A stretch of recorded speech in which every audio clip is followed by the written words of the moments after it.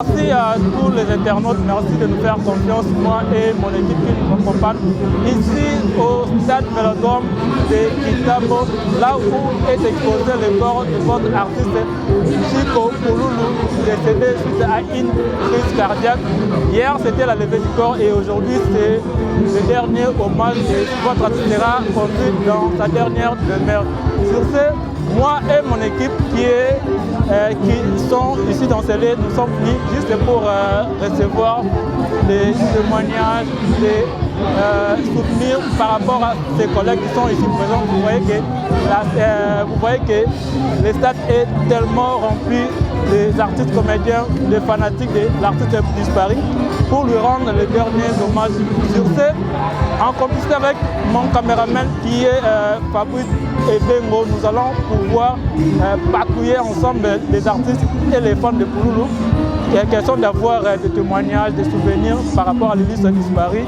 Et comme vous le savez, il y a plein d'artistes ici. Je vois le président Massoumou, je vois Ladi Essobe, je vois... Donc les artistes sont tellement nombreux, vraiment. Nous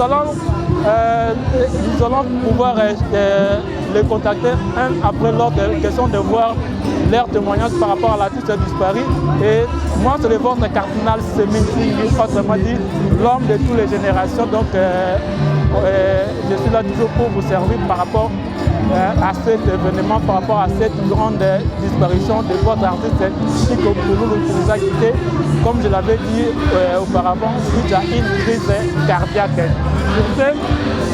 Donc avec mon micro, je vais pouvoir fouiller quelques artistes qui sont d'avoir leur témoignage par rapport à Chico Pouloulou qui nous a quittés. Vraiment, ça fait mal de perdre un grand artiste comme Chico Pouloulou qui a vraiment émerveillé le public congolais par rapport à sa prestation, par rapport à sa façon de jouer, par rapport à sa façon de prester. Kabwana ya pasi to mona lisusu te leki makasi na motema mutu tozalaki na ye lelo dernier jour na ye tomona meme ndenge cadavre elali boye donc pasi eloko aloba eza te nzambe mutu apesaka nzambe azwi ye mwa biso bata mokili toboya eza te.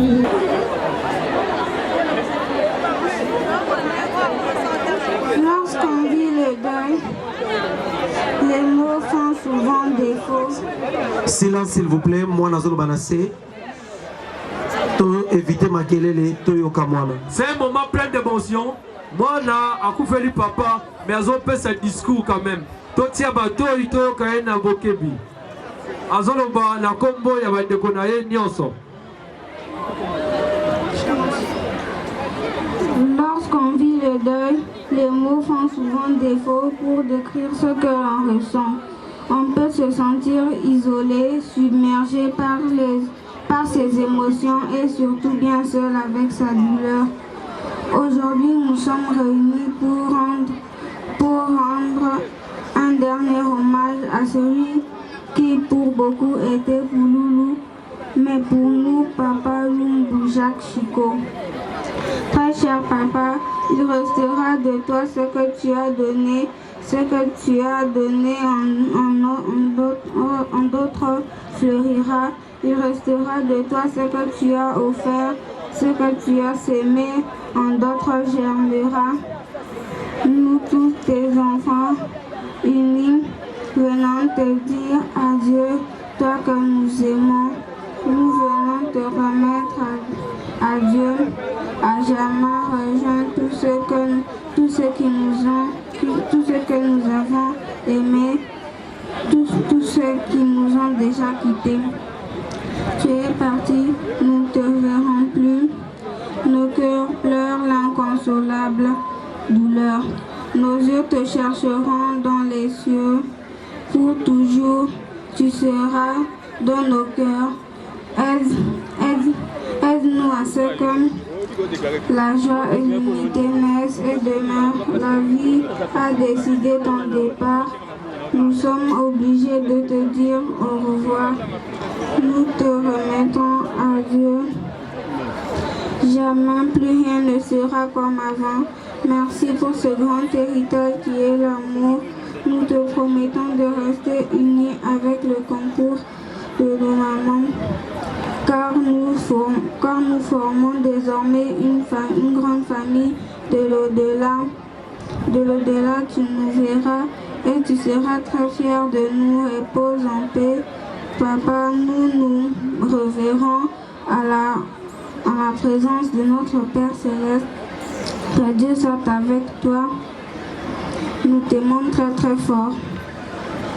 Merci. C'est un moment.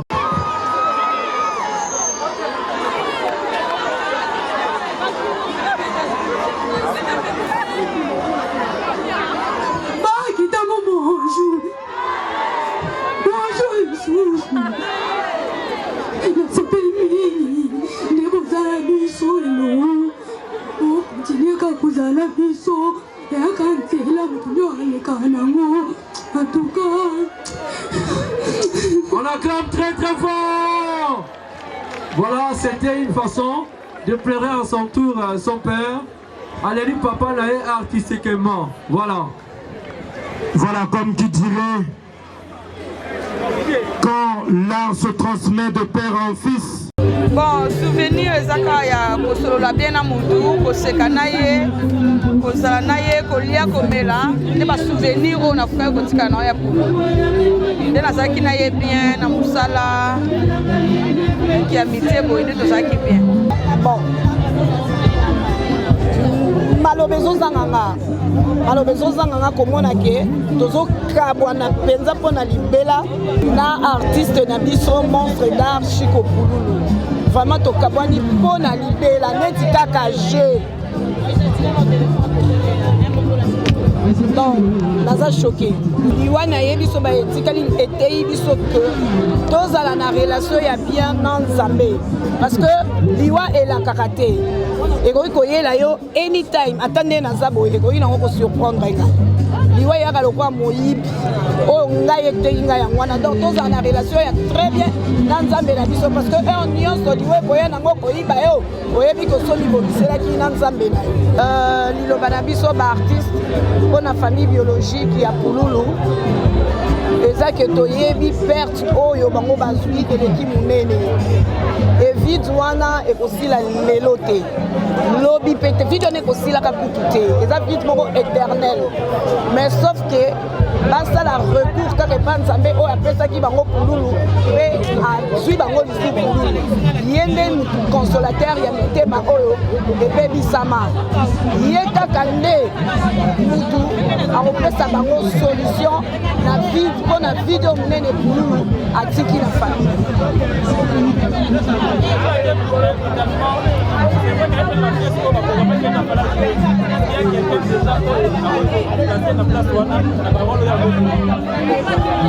Non. Suzi bato aka moko. Donc soit aza soute. Ya ndenge mo pe Pululu azali ka moko. Ndenge aza soute. Donc ceux qui mutoye ko imiter ye na kosala penza lokola yete. C'est ça. Voilà. Bien que na baronne na biso mutu nyonso azakane remplaçable. Pululu c'est déjà une école. Toyebi ke ba Pululu mususu pe babima. Mais en tout cas il reste lui. Donc voilà.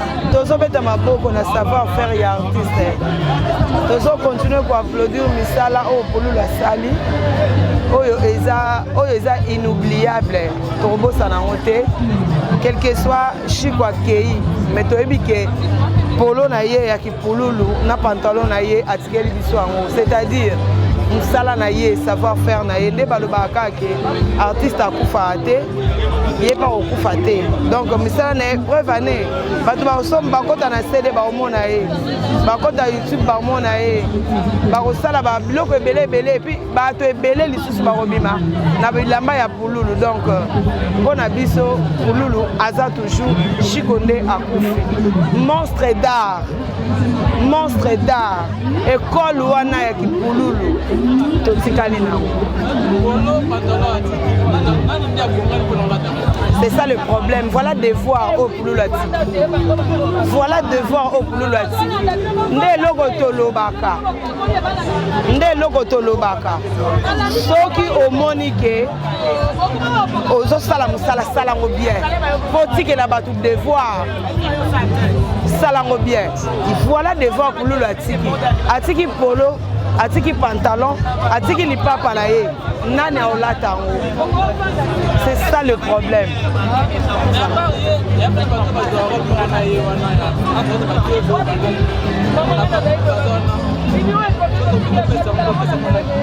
Naza wana pona kotanga kombo muto bakoko pesa te. Mais nga posa na nga eza muto oyo akozwa yango a mérité yango c'est tout. Voilà, c'est tout. Nzambe merci. Lelo mukola suka tozo ndo zongisa ndeko na biso na mabele parce que touta na mabele tozonga na mabele. Merci na bana kitambo nyonso nde makambo ezo continuer koleka bien. Merci na famille artistique nyonso ndenge baza kati ya kolela ndeko na bango. Merci na famille ya Pouloulou pe courage na bango. Nzambe le bon consolateur a consolé mitema na bango. Voilà. Hello na konga. Merci beaucoup na maman. Merci na maman Olive. Merci na soutien na ye. Merci na nyonso atika kapé biso te. Donc vraiment Nzambe mofuti malamu afuta ye. Voilà tout honneur. Ma remerciement na mana obandango na maman Olive Lembe Kabila. Maman vraiment merci beaucoup. Merci maman. Yo oyo tikaka biso te na ntango nyonso na bisengo mpe na basi. Vraiment Nzambe apambolo akaniselo ka bolamu. Longue vie à toi maman. Merci na ba haute autorité mosusu mpe ya mboka na biso oyo basoutenir biso.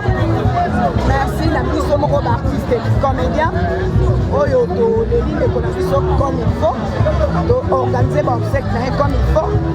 Merci na papa Masulu ANDPC, ANDPC, merci na yo. Merci na Tifon Saïsal, tomoni oyo nyonso tout osali papa, bravo, bravo, bravo. Merci na batu nyonso. Merci na famille biologique pe artistique au Pouloulou. Merci pe na ba diaspora na biso oyo bozolela elongo na biso artiste na biso. Merci, merci, merci. Pas à sa place, manga zate, to bando mona ba œuvre ya Chico Pouloulou monstre. Ngana linga obenga ye mingi ya lumbu. Nzambe wa pesa biso ye comme ye pas lui. To pesi Nzambe kaka merci abomba molimo neva na kimia atala mabena ete ayokela ema watapo na biso ba e o to tikali toza na biso ba peut-être azwaki tant ko repentir to ma Nzambe wana abombela biso ye molimo eva na kimia. Donc pour réaliser les lots et après ça togeti la Pouloulou na mutu to mona raison yango nde na otala na zone timate quoi aotikalaka na ba œuvre na ye to bandomona ekana milili mais to osimba elifide opusa pete elifide akozongaka mpe lisusu na mboka ya biso balobaka sa bakosinga donc yeba ovanda. C'est tout ce que je peux dire. C'est quand même mal. Les autres, ça n'a vraiment pas si mis copain de Chico Pouloulou. Avec Moko, il y a artistes jeunes aussi comme moi. Il y a regret que oui, tu peux perdre un jeune avec un monument. Et nous sommes c'est grâce à Chico Pouloulou. Et ça vraiment pas si tu peux perdre notre grand frère Munduri, tu peux perdre Yamin Dondo. Et aujourd'hui, c'est Chico Pouloulou. Donc ça fait vraiment très mal. Et ça vraiment passé. Mais ceux qui ont eu ils ont pour nous les Chico Pouloulou. Donc tout le monde a pas polémique, nous sommes tous de côté. Donc merci.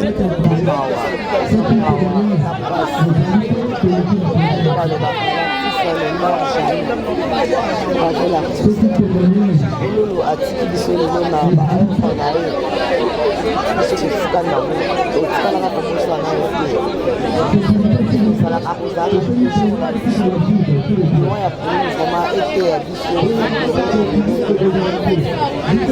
tolalaka mpenza badevoir na biso na ebolamuka mpenza makasi elokolola biso oyokozala mpe ngai donc biso bato okesaka biso tokelelelaka toyeba nisi tokoki kosala nazomona beno mabe eza na ntina te esamuna mabe eza na ntina te eza pasi apasi mpo na ngai ezaka ya douleur ya pasi ya nani asepelaka akendaka boite azobina soki ndeko na kufi aza te donc toza na pasi soki moto azokende na nzela beti libaku na lisepa monene pasi ezaka na lisepa monene te ezaka mpona nzoto mobili donc pasi oyo eza na biso eza na famille ya kululu famille biologique ezaka bango te na biso famille artistique toza vraiment na pasi donc ça fait mal hein?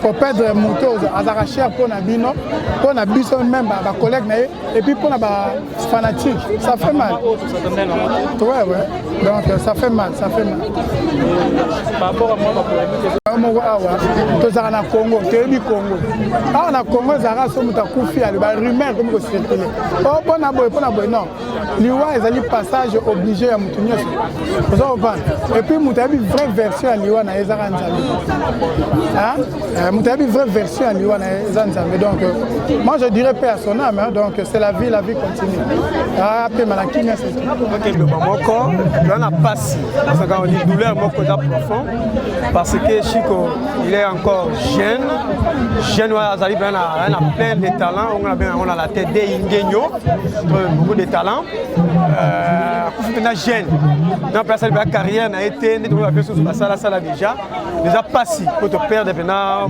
moi makasi bon il y a nzela biso nyoso elongo tango na ekoki akei nzamba ya mbaye et biso totikali tozoka maele faut beaucoup prier tous en unité na bomoko na bolingo na biso totikali po totala pe po le bien que ça peut tout sur totikali na sima bien ce sont les capables d'organisation je pense que ils ont bien marqué ba singi na bino ba ta média bina lo bango et ça fait biso mo makasi po de tout se préparer après à conséquences voilà ndenge samata loba Congo ba mingi moi je suis kufi et ça raison que c'est comédien té elle est un politicien un artiste peintre un artiste etc.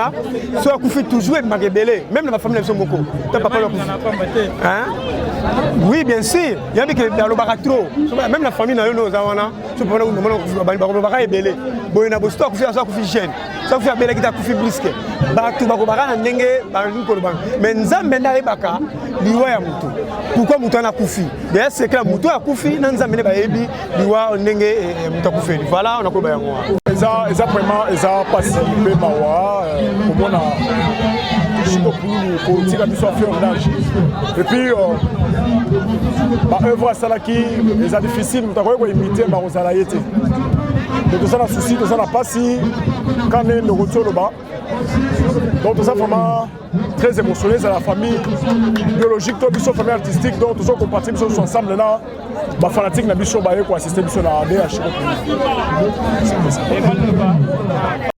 donc ça fait que du mal puisque ensemble t'as fait à fleur d'âge on fait très tôt donc na bolengelo surtout il avait encore beaucoup de temps, il avait encore de l'avenir devant lui à concrétiser ma comme ça pour continuer s'arrêter subitement dans la boue.